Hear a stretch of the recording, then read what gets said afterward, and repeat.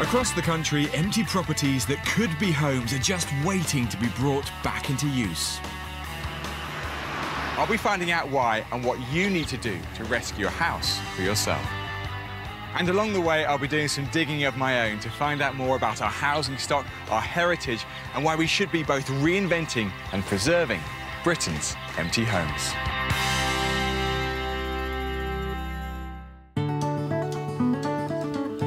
Renovating an empty home can be a life-changing experience, but you'll need to be brave. It'll push you to your limits. However, the benefits of taking on one of these buildings can be truly rewarding. On today's show, a couple who've bought a rundown Victorian house in North London, which they plan to restore and turn into an energy-efficient home. We want to give it its 120-year service. We want to bring it back to life. Ian and his partner Marcy had always dreamed of a self-build, but once they set eyes on a rundown Victorian house in North London, they realised they could be as creative with an empty property. I thought I would probably build a house rather than renovate a house, and there are challenges that come along with a renovation. Part of that challenge is that they want to make this 130-year-old house energy efficient. Well, for the past 20 years, I've wanted to build a house that's very cheap to run. That uses very little electricity, that uses very little gas, and I think this is going to be the once-in-a-lifetime opportunity. The Victorian house had been divided into 3 separate flats, and now Ian and Marcy are going to restore it to its former glory, but with a modern twist. So we want a house that's very up-to-date, that's using all of the most modern materials that we can find, be that solar thermal, be it external wall insulation, be it all of the new air tightness materials you can get to make it as energy efficient as possible. But they're aware a house like this comes with plenty of history, and they're keen to be sensitive to its heritage. The house was built in about 1885. It was an absolute wreck, an absolute wreck. The floorboards were smashed up, the fires were smashed up, the wallpaper was peeling off the walls, there were holes in the roof, there was water coming in. It was a real feat of imagination to look through what was there. With a second baby on the way, they want to create a home that's not only energy efficient, but works for their expanding family. I think the dream is a family house, and I think we're really lucky. I think we're really, really lucky to be in a position to kind of, hopefully, I mean, it's not done yet, but live out that dream. Ian and Marcy certainly have ambitious plans, and I can't wait to have a look round this grand old house. Tell me about this place. You've just bought this, have you? We bought it back in February. OK.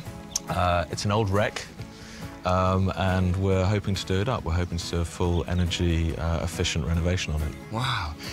It's a stunning area. I mean, any area looks good on a day like today, but even so, that view is incredible, isn't it? The view kind of sold it. I think the view added a bit of value to the house, so... Very good. Well, look, it looks a bit tired, a bit in need of some love and care from the outside. Shall we take a look inside? Sure. After you. Ian and Marcy already have some plans in mind, but making a house of this size and age energy efficient isn't always straightforward. Wow. Well, first thing is, the scale of coming in this house, you know, the height and the light and the space is incredible, isn't it? It really is on a kind of quite a grand scale. Yeah, it's one of the things that first attracted us to the house. This window is south-facing, so a lot of light comes into the house, and we're hoping to knock this wall down as well, which means that that light can then flood through the house. And so when you started to explore, what sorts of things are you finding? How big are the challenges with this property? Well, we found a big recess underneath the floor, which is potentially great for storage, but we need to think about... How we use that. Yeah, how we use that. For storage. We also found asbestos. Oh, nice. Always a good moving in presence. That's on there. Yeah, OK. We also found damp. Right. We also found this wall is busy splitting away from the house, so that's going to need to be tied in. So various little surprises that we discovered. Then upstairs, I mean, how many bedrooms is this going to be? Currently, it was sold to us as 6-bedroom. 6? But it won't be 6. How many are you having? Are you having triplets? No, it might look like that, but no. It'll be 4 bedrooms by the time we're finished with it. I really like this. I mean, it's completely fair enough when people, you know, subdivide these into flats if that makes good use of them, but it's lovely to see these old buildings being used as the kind of family homes they're originally built as. It's a nice feeling, isn't it? Yeah, and we want to breathe life back into this building as well. I mean, it's a wreck, and we want to give it its 120-year service. We want to bring it back to life. We want to make it a house for our family. Up at the top of the house, basic work has already started. Oh, wow. Now, I thought the view out the front was good, but that's absolutely stunning. So, yeah, what is the plan up here, then? This isn't going to be a bit... Like, you're going to have a couple of main bedrooms just below this, aren't you? Yeah. And then up here, what happens? Well, you've seen that we're already starting to kind of knock through, but we'll completely knock through here. One big room. And have, like, a big studio space. Now, I know that one of the things you really want to do with this house is make it as environmentally friendly as possible. What are you thinking? Well, we're going to insulate it very heavily. So we're going to externally insulate all of the walls. We're going to very heavily insulate the roof here as well. We're going to wrap this building in a giant duvet, effectively, which extends over the roof, which extends down the walls. Yeah. But we're also going to make it breathable by putting in a mechanical ventilation system. Yeah. Very ambitious plans, and actually I think it's a first for me on the programme, because we often talk about making these old buildings very breathable. And this is to seal them up and make them airtight when it's sort of rickety and it's got lots of holes in it. It's going to be really tough. Think you can do that? I hope so. As the building was formerly 3 separate flats, Ian and Marcy have a number of rooms that will need reconfiguring and redesigning. So, a big project ahead, huge project ahead, baby on the way. It's going to be a challenging 12 months. What are your biggest concerns at this point as you look forward? Money? Yes, definitely money. Time scales, time pressures. Materials, making sure we use the right materials, and getting it right first time, I think, is the big issue. Yeah. Well, I'll take you to see a couple who've first of all, they've been through this and very successfully. They've carried out a complete renovation, but also they do have particular knowledge of environmentally friendly sort of techniques and building materials and all that kind of stuff. So I think there'll be some really good advice there as well, and hopefully they can set you on your way with confidence. Sounds fantastic. Thank you. Well, what an incredible property. You don't always find first-time renovators bold and brave enough to take on such a mammoth project, particularly with a baby soon to arrive. But why not? Surely anything's possible with hard work, thorough planning, and a little bit of help. Back in London, I'm with Ian and his partner Marcy, who've bought a large Victorian house which they plan to restore and make energy efficient. But with a baby on the way and budget concerns, they want to get it right first time. So I'm going to introduce them to a couple who've carried out a similar renovation. Right, guys, this is the property I brought you to see. It's a Victorian house, a little bit older than yours, I think 1874. It's been lovingly restored. It's looking great at the moment. What do you think? It's massive. It still looks big, yeah. Yeah, it looks as though it's in great nick as well. Yeah, and it really wasn't. It was in a very similar state to yours. Plaster blown, ceilings falling in, you know, really kind of hadn't been updated or modernised in a long, long time. So it was a complete renovation and done some really interesting things, ones that I think you'll be particularly keen to learn about. So should we go and say hello? Yeah, let's do that. Chris Newman and Nettie Huntley from South East London were keen to put down roots and buy a family home. But with a shortage of affordable housing in London, they decided that reviving an abandoned house was their best option.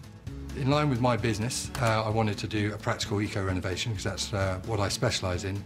We also wanted to do something from a sort of stewardship of the planet and environmental reasons. We think it's right that if you can and you have the opportunity, it's a very worthwhile thing for both us, other people and our children to do the best we can with the property to reduce its CO2 emissions and its energy use. We bought the house off a guy who'd been looking after his elderly mum here, who had sadly died. So he was, I think, here on quite a temporary basis and was really just kind of camping in one room, it seemed. The building was in such a state that Chris and Nettie were initially refused a mortgage as the house was declared uninhabitable. There was a lot of peeling paint. As we got further down the line, all the plaster had to be ripped out because it was just crumbling everywhere. The decor was very, very old. So it was in a bit of a state. It was in a bit of a state, wasn't it? Chris is, by trade, a specialist in energy efficiency. But despite this, he and Nettie had no hands-on general renovation experience. For us, almost the energy efficiency end of this renovation was the easy bit because of Chris's expertise. It was doing a renovation. It was everything else that comes with it that was really, really challenging. Choosing paint. Choosing paint has taken me a long time. It's a bit of a bugbear. Restoring and modernising an old building can become life-consuming, but now it's behind them, Chris and Nettie are thrilled with the outcome.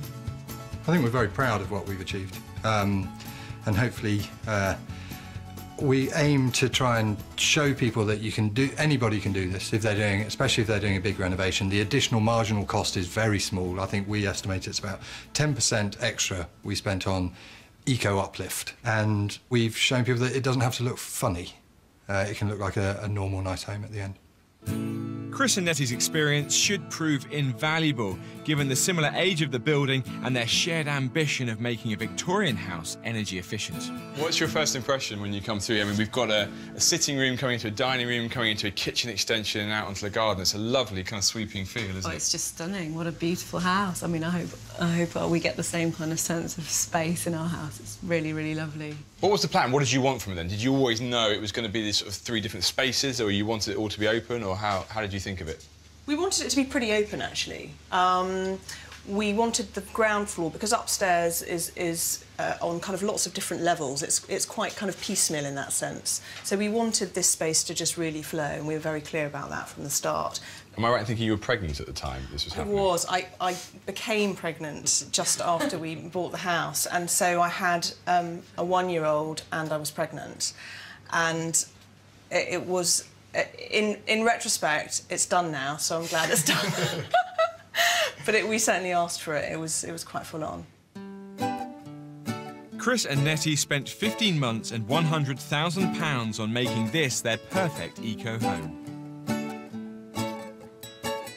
So this is Ned's room, our youngest. Oh, lucky Ned. Now, I know that you're itching to learn about some of the environmentally friendly aspects of the house, and I think we can probably see those really well from outside, can't we? So should we step out there and you can tell us about them? Yeah. You can see 3 different things on the top level that we've done. On the side was a very difficult alley, so there was a wall there which we couldn't externally insulate because the alley would get too thin, and we couldn't internally insulate the wall because the staircase is there. So actually we've enclosed it and removed it from the equation, and that's now a sort of buffering zone. The middle bit we've externally insulated, and that's putting about 10 centimetres on the outside and rendering it, and that saves internal space but has brought that wall up to about 50% better than current building regs. And then the main bit of the house where you can still see the bricks, we've internally insulated to a similar standard. So we've put it on the inside of the wall and then replastered and sort of tapered it where the windows are. That's a lot of insulation. It's a big duvet around a house, isn't it? It is a big duvet around a house, which is what we hope to do. How's that brought your bills down? I mean, has it had a noticeable impact? Well, we never actually lived in it before we did it, but we were able to model it and do an energy master plan on the property, and we predicted, before we started, we were aiming for an 80% reduction. Now, we've only been in it 1 year, and it was one of the coldest winters on record. But we've used around £350 worth of gas. In electricity, we get paid a lot more than we actually pay out. So net, all our bills are negative to the tune of about £300. Whoa! So you haven't paid anything for energy over that winter? Correct. Yikes. I should say at this point, Chris is a specialist in this. This is why you're here, really, because this is your business, isn't it, Chris? Yes. So you do this for a living, so I'd sort of hope you knew what you were doing, but that sounds incredibly successful. We're pretty happy. I mean, those bills, we're hoping to get them even lower because through that winter we had the front door off on some of the really cold days as we were replacing that. There were still some holes because we were still working on it. So lots of draft points have been sealed up. So, and we only put in a wood-burning stove partway through the winter. So maybe next year, if it's not quite so cold, we can get down to £150 for the whole year. How have you found this place and looking around? How are you feeling about it all at the moment? Well, it's inspirational. It's really nice to see a project that's finished. We're right at the start of our project, and sometimes you can feel a bit overwhelmed by it. Yeah. But it's really nice to see that there is an end product that we can look forward to moving into. Hope. There is hope. Yeah. Yeah. Ian and Marcy's project is at a crucial point. Yes, they've got planning permission, but now's the time they have to decide exactly what they want, nail down plans and work out how they're going to do it. So it's been brilliant to bring them to see this renovation. Loads of inspiration, lots of ideas they hadn't even thought of, and importantly, encouragement that their ambitious plans for an environmentally friendly house really can work. And I'm sure before long, they'll have their perfect home.